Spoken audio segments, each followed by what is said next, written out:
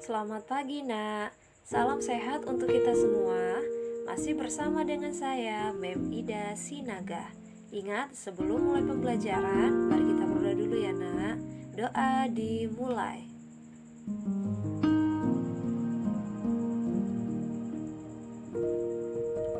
Doa selesai. Nah, untuk pembelajaran hari ini kita sudah masuk pada tema 5, pahlawanku, dengan subtema 1, perjuangan para pahlawan. Dan muatan untuk hari ini adalah muatan IPA. Selamat menyaksikan. Nah, muatan IPA untuk hari ini materinya adalah sifat-sifat cahaya. Cahaya dihasilkan dari sumber-sumber cahaya, misalnya seperti matahari, senter, api, lampu, maupun lilin. Perhatikan gambar berikut ya, Nak. Ini merupakan sumber-sumber cahaya. Cahaya berguna untuk membantu manusia melihat benda-benda sekitar, membedakan warna, dan melakukan kegiatan sehari-hari. Nah, coba bayangkan, Nak, seandainya tidak ada sumber-sumber cahaya, pada malam hari pasti kita tidak dapat melihat apapun dengan jelas. Nah, oleh sebab itu, cahaya sangat berguna untuk kita. Cahaya memiliki sifat-sifat tertentu. Sifat-sifat cahaya antara lain, yang pertama, dapat merambat lurus. Yang kedua, dapat menembus benda-benda bening. Yang ketiga, dapat dipantulkan dan dapat dibiaskan atau dibelokkan. Nah, kita bahas satu-satu ya, Nak. Kita mulai dari yang pertama, cahaya merambat lurus. Perhatikan gambar berikut ya, Nak. Nah, ini merupakan percobaan cahaya lilin merambat lurus melalui lubang karton. Kamu dapat melakukan percobaan menggunakan 3 karton yang dilubangi dan diletakkan sejajar. Saat lubang sejajar, kamu dapat melihat cahaya lilin. Saat karton tersebut digeser dan tidak sejajar, kamu tidak dapat melihat cahaya lilin. Nah, itu yang membuktikan bahwasanya cahaya merambat lurus. Yang kedua, cahaya menembus benda-benda bening. Perhatikan gambar berikut ya, Nak. Cahaya akan menembus plastik bening. Pembuktian cahaya dapat menembus benda-benda bening adalah saat kamu mengarahkan senter ke papan melalui plastik bening. Cahaya dari senter akan menembus plastik dan menyinari papan tersebut.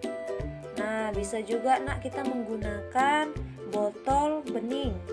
Di sini saat kamu mengarahkan senter ke papan melalui botol bening, cahaya dari senter akan menembus botol dan menyinari papan tersebut. Nah, ini yang menandakan atau membuktikan bahwasanya cahaya menembus benda-benda bening. Kita lanjut, cahaya dapat dipantulkan. Cahaya dapat memantul ketika terkena permukaan benda. Pemantulan akan teratur apabila cahaya mengenai benda yang memiliki permukaan rata seperti cermin. Perhatikan gambar berikut ya, Nak.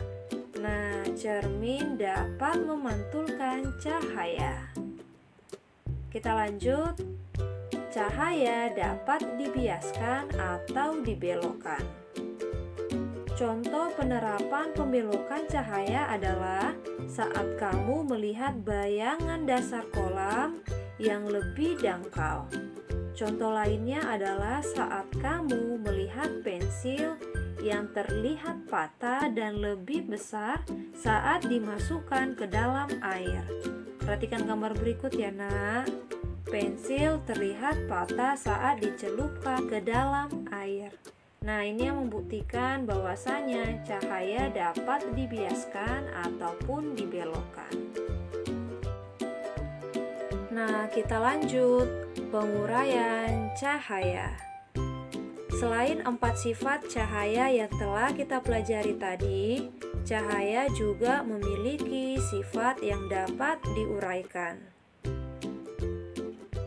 Saat terurai, cahaya menghasilkan berbagai macam warna, yaitu merah, jingga, kuning, hijau, biru, nila, dan ungu, yang kita singkat menjadi Meiji-ku Hibiniu.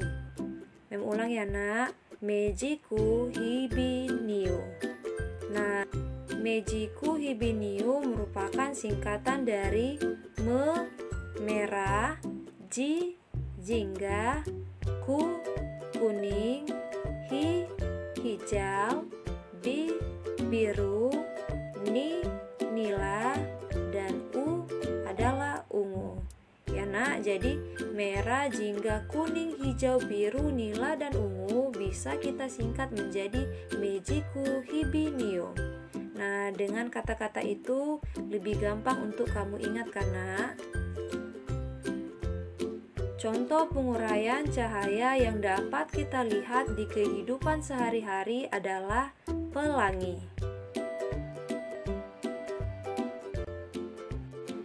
Pelangi terjadi karena pembiasan cahaya.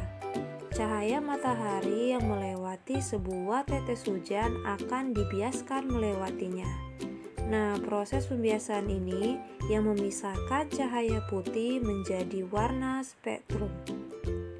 Warna spektrum adalah warna merah, jingga, kuning, hijau, biru, nila, dan ungu, atau yang disingkat dengan Meiji-ku Hibiniu. Kemudian warna-warna itu memantul di belakang tetes hujan yang akibatnya cahaya tampak melengkung menjadi pelangi.